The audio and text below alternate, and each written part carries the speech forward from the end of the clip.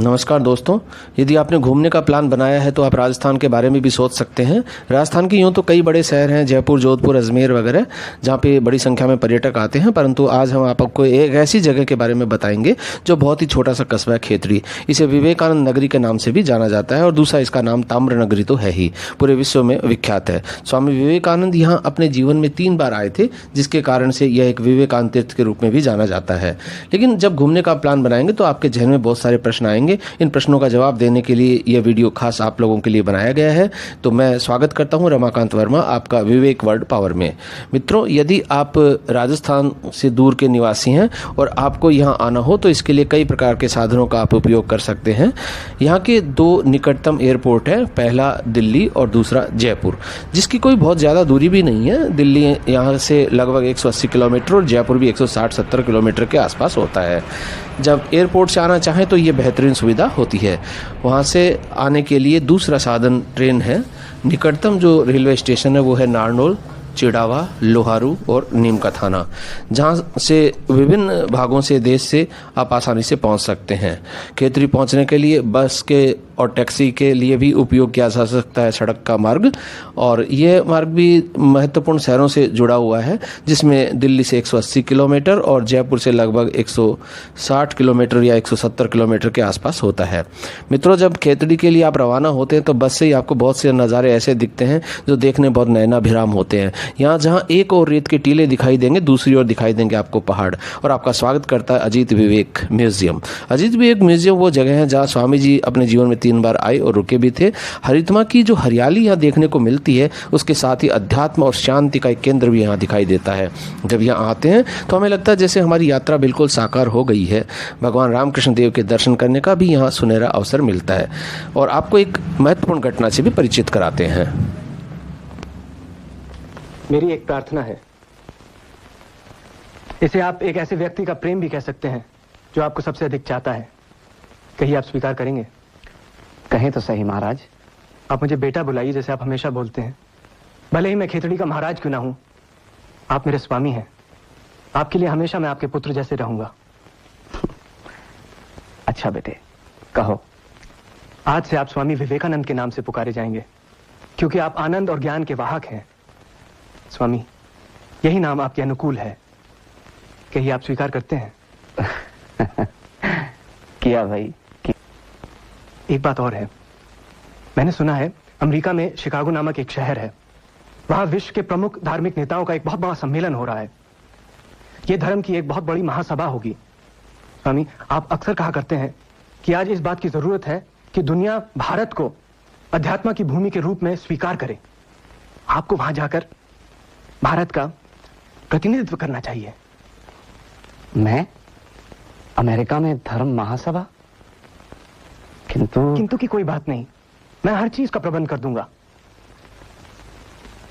अगर आपकी आज्ञा हो तो आज मैंने आपके मनोरंजन के लिए कुछ प्रबंध किया है।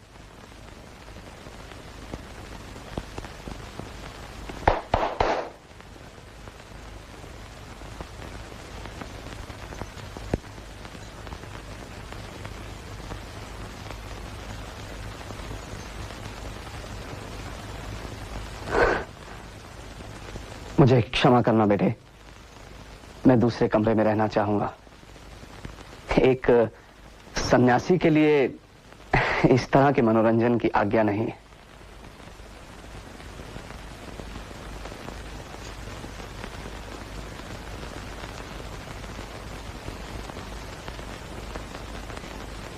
हमारे प्रभु अवगुण चित न धरो, हमारे प्रभु अवगुण चित न धरो।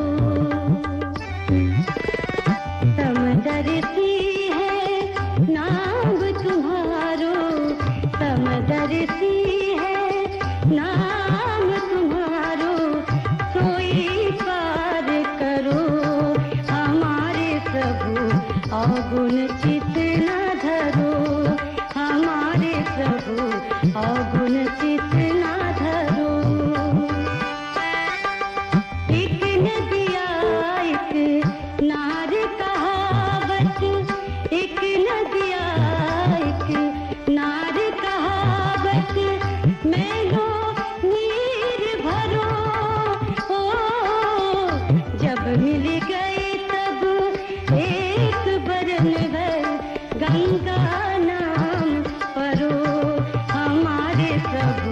अवगुण चित न धरो हमारे प्रभु अवगुण चित न धरो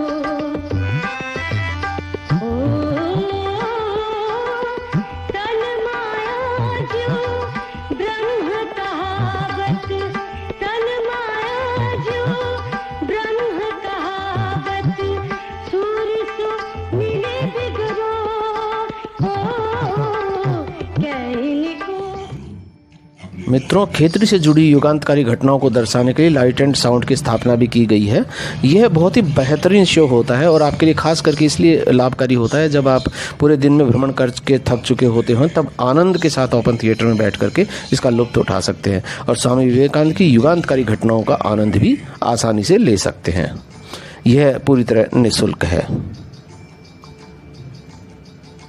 जी के जीवन का सबसे महत्वपूर्ण और प्रभावशाली अध्याय थे स्वामी विवेकानंद।